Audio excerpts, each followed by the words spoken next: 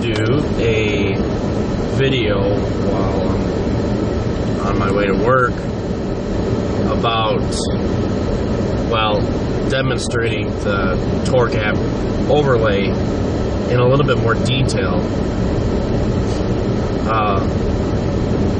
Right now I'm running the track recorder. I was asked to give a little bit more detail on the Torque app.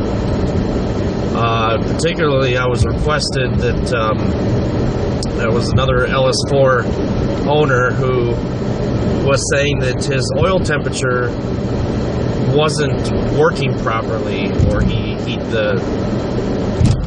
wasn't coming up right, or something. He wasn't very descriptive. He just said he couldn't get an accurate oil temperature. He was wondering if I could get a drive video with oil temperature. So anyway, I've got the track recorder going right now. I've got my tachometer, speedometer. I've got my NOx sensor, as well as the oil temperature. And with this Torque app, you can pretty much put anything you want. Anything that the Torque app can read, you can have display on the track recorder, which is what I'm using now. The track recorder is separate from Torque. You have to download it separately on Google Play, but it's easy to install. There's really not much to it. It's actually more difficult to get the software installed on your computer so that you can transfer the videos to your computer so that you can edit them and then upload them to YouTube or whatever else you're going to do. I actually use the Torque app every single day when I'm driving. Sometimes I'll run it with my overlay, like you can see here with the dials, and sometimes I'll just run it without. But the main reason that I use this app is because of stupid drivers. And it's becoming more and more common, and it's actually a phenomenon in areas like Chicago and Detroit and some of the bigger cities, where you will be parked at a stoplight in the city, and somebody, a homeless bum or somebody who's looking for money or a lawsuit or settlement or something like that will literally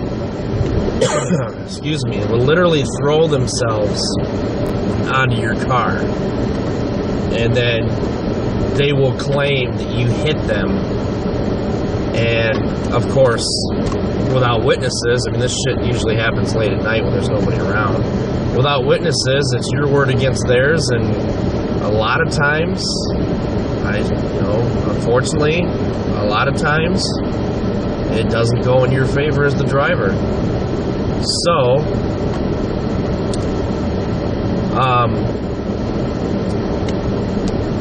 that's just one reason. But I like to have it because I was nearly hit about 2 weeks ago. I was closer to 3 weeks ago, maybe. I was nearly hit broadside by some idiot who wasn't paying attention, and they tried to merge over in my lane. And it was just fortunate that nobody was in the opposite lane, or the right-hand lane, and I was able to merge over. But since then, I've been using this track recorder because when it's your word against theirs and there's no concrete evidence as far as who was at fault, then not only do you both get ticketed, but we are in a state that's a no-fault state, so that's somewhat of a nice thing, I guess. I would rather it not be a no-fault state, but the thing with the way people are on the road, especially people who don't have car insurance, they can, even though they don't have car insurance, they could literally sue you for their damages, medical bills, repairs, all that other stuff. And it's literally a juked up system. That's all there is to it. And And if there's a dollar to be made somewhere, then somebody's going to try to make it. So I keep this thing running whenever I'm in the car, even if I'm driving just to the store or the street corner, or I'm moving my car from one spot to the next. I have this thing running, and that's to make sure that, you know, if somebody did do something stupid, it's their fault. I've got it on camera. I can show the cop that it wasn't my fault, and they're screwed.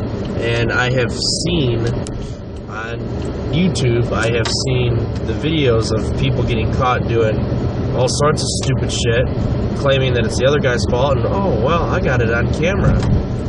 So, I mean, it's nice to have. There's no doubt about that.